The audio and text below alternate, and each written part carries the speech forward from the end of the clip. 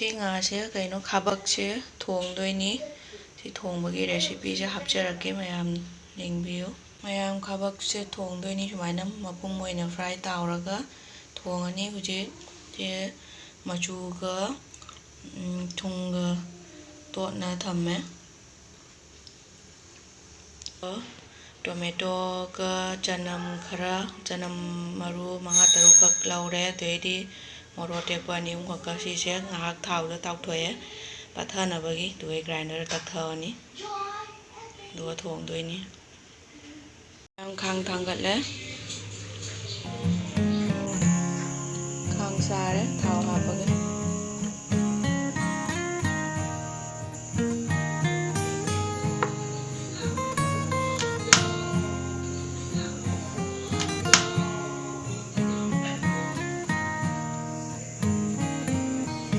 ꯊꯥꯗꯔꯒꯦ ꯈꯥꯡ ꯁꯥꯔꯦ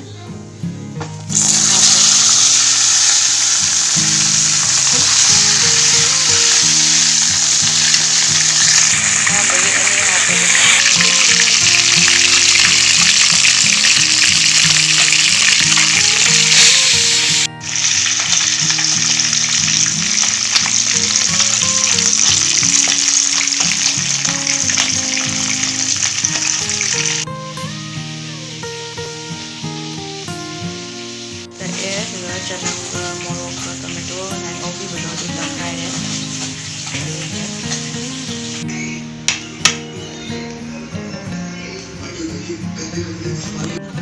ꯈꯥꯡ ꯁꯥꯔꯦ ꯇꯤꯜꯍꯧ ꯍꯥꯞꯄꯒꯦ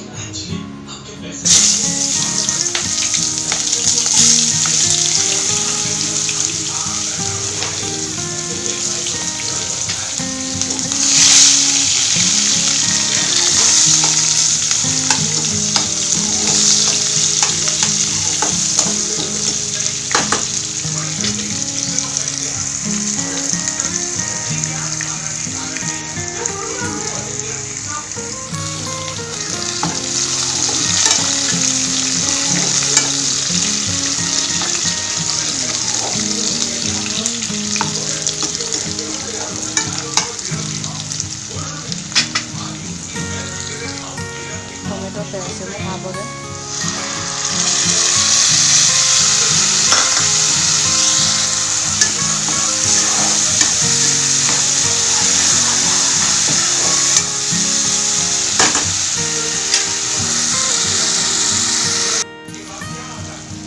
मसाला हापगे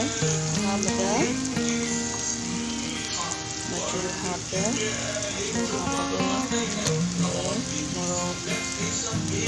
sugar खरा हापगे सातक तवनी अतेक खरा बुदि हाखरेबा जीरा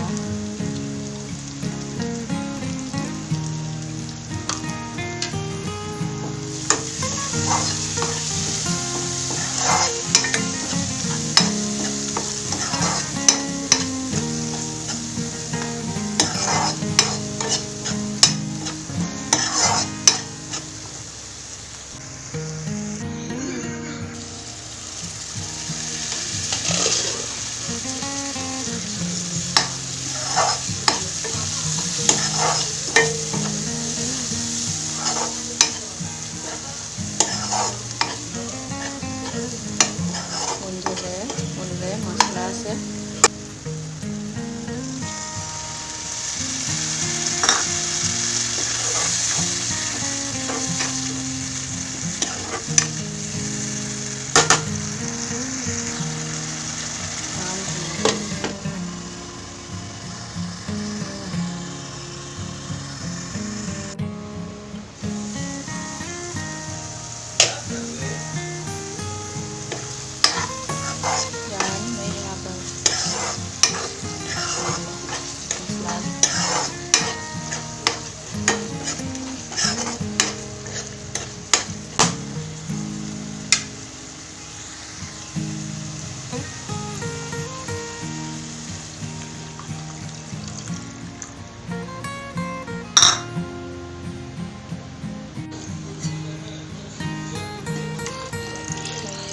लांगनगे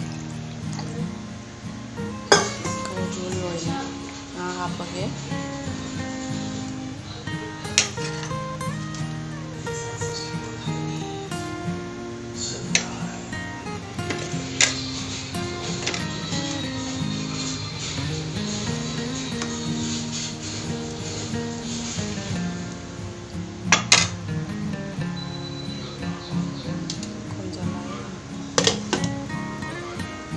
ꯁꯧꯒꯠꯂꯛꯑꯒ ꯊꯨꯝ ꯊꯥꯒꯦ ꯁꯧꯔꯛꯑꯕꯅꯤꯅ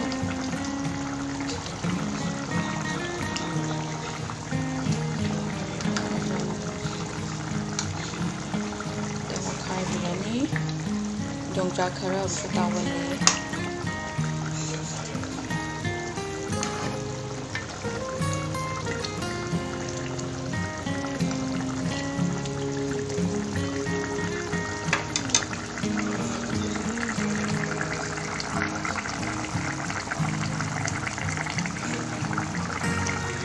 ꯃꯌꯥꯝ ꯊꯥꯡꯗꯔꯅꯤ ꯍꯧꯖꯤꯛ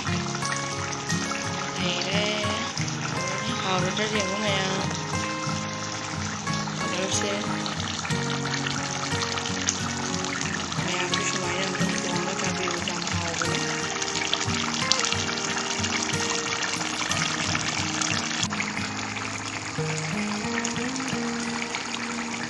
ꯃꯌꯥꯝ ꯂꯣꯏꯔꯦ ꯁꯤꯅꯤ ꯐꯥꯏꯅꯦꯜ ꯂꯨꯛ